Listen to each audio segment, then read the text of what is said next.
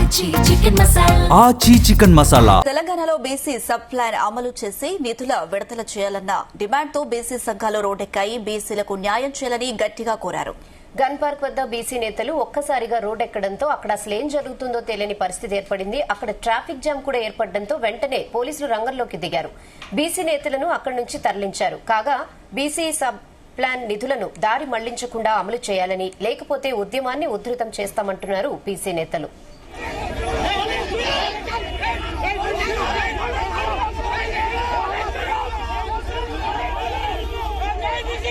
BC సప్లాన్ని అమలు చేయాలని demand చేస్తూ బీసీ సంఘాలు కావచ్చు, తీన్మార్ మల్లన్న ఎమ్మెల్సీ ఇక్కడ ధర్నా నిర్వహించిన సందర్భం కూడా మనం చూస్తా ఉన్నాము. కొద్దిసేపటి క్రితము ఇక్కడ పెద్ద ఎత్తున ఏదైతే ఒక్కసారిగా గన్ పార్క్ నుంచి మెయిన్ రోడ్డు మీదకి రావడం జరిగింది. మెయిన్ రోడ్డు వద్ద కూడా భారీ ఎత్తున అటు ట్రాఫిక్ జామ్ ఏర్పడినటువంటి పరిస్థితి కూడా మనం చూస్తూ ఉన్నాము. ఇప్పటికే కొంతమంది బీసీ సంఘాలు కూడా ఇక్కడ ఉన్నారు. వారితో కూడా మనము మాట్లాడించే ప్రయత్నం చేద్దాం. చెప్పండి, బీసీ సబ్ ప్లాన్ కోసం మీరు పోరాటం చేస్తూ ఉన్నారు. ఒక్కసారిగా రోడ్డు మీదకి వెళ్లాల్సిన కారణం ఏంది? ట్రాఫిక్ జామ్ కూడా ఏర్పడింది కదా. ఇప్పుడు బీసీలకు సబ్ ప్లాన్ లేదండి. బీసీలకు నిధులు కేటాయిస్తున్నారు, కానీ సక్రమంగా అమలు కావట్లేదు. పేపర్ మీదనే పరిమితం అవుతున్నాయి, అమలులోకి రావట్లేదు. ఎందుకంటే మాకు బీసీ సబ్ ప్లాన్ అమలు చేస్తే మాకు కేటాయించిన నిధులు మాకే ఖర్చు పెట్టబడుతుంది. ఇప్పుడు ఎస్సీ సోదరులకు కానీ ఎస్టీ సోదరులకు కానీ ఎట్లా సబ్ ప్లాన్ ఉందో మాకు కూడా బీసీలకు అదే సబ్ ప్లాన్ ఉండాలి. ఎందుకంటే ఈ రాష్ట్ర సంపద మాదే కదా. ఇప్పుడు ఈ రాష్ట్రం అధిక జనాభా ఉంది, బీసీలు ఈ మేము కట్టిన ట్యాక్స్ల వల్ల సంపద ఏర్పడుతుంది. మా సంపదను దోచుకొని వేల ఖర్చు పెట్టండి ఎట్లా? ఇప్పుడు ఎలా కొట్లాడి తెచ్చుకున్న తెలంగాణ ఏమిందంటే రెడ్లపాలు వెలమలపాలు అయింది. వాళ్ళ వంత అయిపోయింది, వీళ్ళు వచ్చినారు. కాబట్టి ఏ వర్గాలు కూడా వాళ్ళ ఎక్కడ పార్టీలు ఉన్నా కానీ వాళ్ళ రంగులు వేరైనా కానీ వాళ్ళ అజెండా ఒకటేను. మేము ఎట్టి పరిస్థితుల్లో 2028లో బీసీ రాజ్యాధికారం సాధిస్తాం, బీసీల కోసం పోరాడతాం. తెలంగాణ రాజ్యాధికారం ఎప్పుడు బలహీన వర్గాలకే అండగా ఉంటుంది. ప్రభుత్వాన్ని కలిసారా? సీఎం రేవంత్ రెడ్డిని కలిసారా? దీని గురించి ఏమైనా క్లారిటీ వచ్చిందా? బీసీ సబ్ ప్లాన్ మీద అన్ని జిల్లాల కలెక్టర్కి 33 జిల్లాల కలెక్టర్కి వినతి పత్రం ఇవ్వడం జరిగింది. మండల రిజిస్ట్రేషన్ మన ఎంఆర్ఓ గారు కూడా అన్ని మండలాలకు వినతి పత్రాలు ఇవ్వడం జరిగింది. ఇంతవరకు దాని మీద క్లారిటీ లేదు. ఆ సందర్భంగా మేము ఈరోజు అమరవీరుల స్థూపమైన మన బీసీ అమరవీరు దగ్గర ఈరోజు ధర్నా చేయడం జరిగింది. ఎట్టి పరిస్థితుల్లో రేవంత్ రెడ్డి గారి గత దింపుతాం. బీసీ సబ్ ప్లాన్ చేయకపోతే ఎప్పుడైతే కామారెడ్డి డిక్లరేషన్లో భాగంగా బీసీలకు 1,00,000 కోట్లు కేటాయిస్తానని చెప్పాడు 5 సంవత్సరాల్లో. ప్రతి సంవత్సరం 20,000 కోట్లు ఖర్చు పెడతాడు. ఇంతవరకు అమల్లోకి రాలే. ఇలా ప్రజా పరిపాలన పేరుతోని భ్రష్టు పట్టిస్తున్న వ్యవస్థని ఇలా భారతదేశం 1950లో ఒక స్పష్టమైన నిర్ణయం తీసుకుంది. రాజులు ఉండరు, మంత్రులు ఉండరు, ఎంత పరిపాలన ఉండదు, ప్రజల కోసం ఏర్పడిన ప్రజాప్రభుత్వం అని చెప్పి అన్నారు. ఎక్కడ భారత రాజ్యాంగంలో పొందుపరిచి అమలు చేస్తున్నారు వీళ్ళు? వీళ్ళ ఆస్తులు పెరుగుతున్నాయి, వీళ్ళ కమిషన్ల కోసం వాటర్ అంచనాలు పెంచుతున్నారు. కానీ ఇలా 20,000 కింద విద్యా బడ్జెట్ అంతే ఉంది. ఇప్పుడు కూడా విద్యా బడ్జెట్ ఉంది. విద్య మీద ఎందుకు కదా శ్రద్ధ? రేవంత్ రెడ్డి గారు కానీ కేసీఆర్ గారు కానీ, కేసీఆర్ కూడా చేసిందేం లేదు బీసీలకి. కేసీఆర్ ఏం చేసినాడు? 33% 23% చేసిండు బీసీలకి. రేవంత్ రెడ్డి గారు మాయమాటలు చెప్పి ప్రభుత్వ గతిని ఎక్కిండు బీసీల ఓట్లతో. ఇంతవరకు కూడా ఏం అమలు చేయట్లేదు. దీని మీద మేము ఇప్పుడు కూడా బలహీన వర్గాల తరఫున తెలంగాణ రాజ్యాధికార పార్టీ మేము పోరాడుతూనే ఉంటాము. మీరు చెప్పు. ఈ రోజు గన్ పార్క్ దగ్గర అమరవీరుల సాక్షిగా చెప్తా ఉన్నాము. సిరిపురం యాదయ్య వర్ధంతి సందర్భంగా మాకు కావాల్సింది బడ్జెట్ లో బీసీలకు సప్లాన్ కావాలి. ఇది ఏకైక ఎజెండా తోటే ఇవాళ మేము ధర్నా చేస్తా ఉన్నాము, ఇక్కడ దీక్ష చేస్తా ఉన్నాము.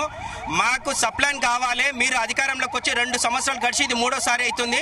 ప్రతి సంవత్సరం కూడా 20,000 కోట్ల రూపాయలు బీసీ సప్లాన్ కి మేము బడ్జెట్ కేటాయిస్తామన్నారు. ఇది 3వ బడ్జెట్. ఇది మీరు అధికారంలోకి వచ్చినాక అంటే దాదాపు 60,000 కోట్ల రూపాయలు బీసీలకి కేటాయించాలి. మరి ఎందుకు కేటాయిస్తలేరు? బీసీల మీద మీకు ఎందుకు ఇంత వైఖరి ఉంది? బీసీలని నమ్మించి తడిబట్టతో గొంతు కోసాలు మీరే కదా. కామారెడ్డి డిక్లరేషన్ ద్వారా మేము బీసీ సప్లైని అమలు చేస్తాం, మేము వస్తే 42% బీసీ రిజర్వేషన్ అమలు చేస్తామని చెప్పేసి కల్లిబొల్లి మాటలు చెప్పి నీటి మీద రాతలు చెప్పేసేసి ఇవాళ బీసీల ఓట్లతో కదా మీరు గద్దెనెక్కింది.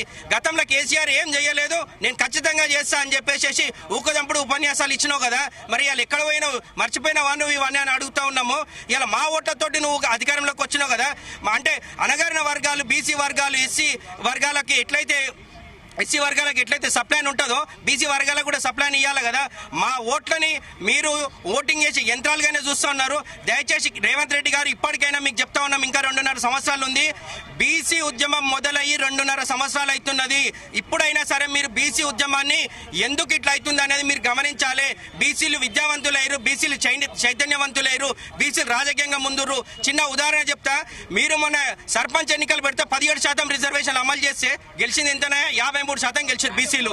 అట్లానే మొన్న మున్సిపల్లో కూడా కౌన్సిలర్ కార్పొరేటర్లకు మీరు ఇచ్చింది 30% అయితే 61% గెలిచినాం. అంటే బీసీల చైతన్యం అనేది మీకు అర్థమైతే లేదా, మీకు సోయి లేదా?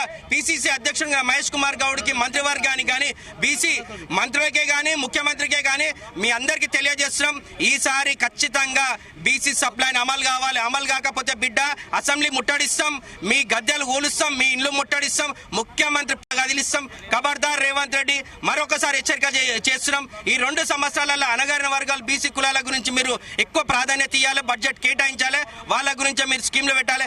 అయినా ఈ 2 సంవత్సరాల నుంచి మీరు పెట్టినవి కూడా, ఈ 2 సంవత్సరాల నుంచి పెట్టినవి కూడా నిధులు మరికొంతమందితో కూడా మాట్లాడించే ప్రయత్నం చేద్దాం. చెప్పండి.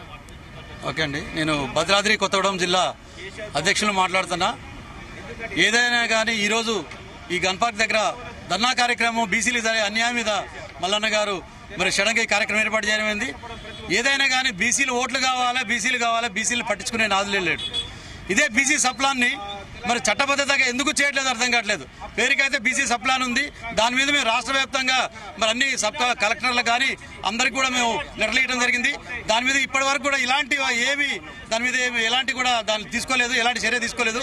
కాబట్టి ఇక నుంచి మరి ఈ బీసీ సప్లాన్ మీద కానీ బీసీ వాళ్ళ హక్కుల మీద కానీ ఈ టీఆర్పీ పార్టీ, తెలంగాణ రాజ్యాధికార పార్టీ మల్లన్న గారి ఆధ్వర్యంలో ప్రతి కార్యక్రమం కూడా బీసీకి న్యాయం చేసే వరకు మేము పోరాడతామనేసి జై టీఆర్పీ, జై తీన్మార్ మల్లన్న.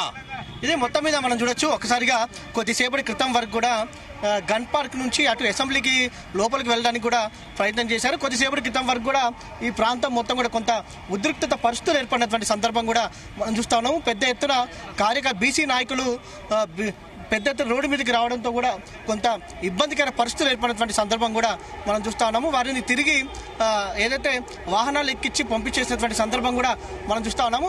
మరి కొంతమంది బీసీ నాయకులు కూడా ఉన్నారు, వారితో కూడా మనము మాట్లాడించే ప్రయత్నం చేద్దాం. వారి అభిప్రాయం కూడా మనము తెలుసుకునే ప్రయత్నం చేద్దాం.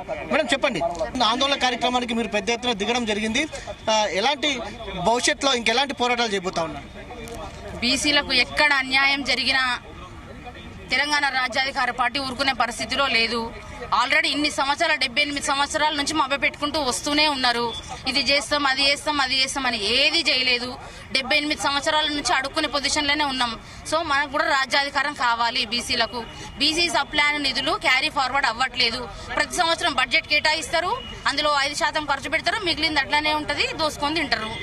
బీసీల సప్లాన్ ఇంబటే క్యారీ ఫార్వర్డ్ అవ్వాలి సార్. రేపు కేబినెట్ మీటింగ్ ఉంది, ఇది ఇమీడియట్ అమలు చేయాలి. దీన్ని వీళ్ళు అమలు చేయకపోతే దీన్ని పెద్ద ఎత్తున మాత్రం ముందుకు తీసుకెళ్తాం. ఈ గన్ పార్క్ సాక్షిగా చెప్తా ఉన్నాం సార్. Thank you. మొత్తం మీద మనం చూడొచ్చు భవిష్యత్తులో మరిన్ని పోరాటాలకు తాము సిద్ధంగా ఉన్నామంటూ కూడా వారు చెప్పినటువంటి సందర్భం మనకు కనిపిస్తోంది. ఓవరాల్గా చూస్తే మాత్రం బీసీ సప్లాన్ని ఈసారి జరగబోయేటటువంటి బడ్జెట్ సమావేశంలో ప్రవేశపెట్టాలి, బీసీలకు కేటాయింపులు చేయాలంటూ కూడా డిమాండ్ చేస్తూ ఉన్నారు. Over to studio.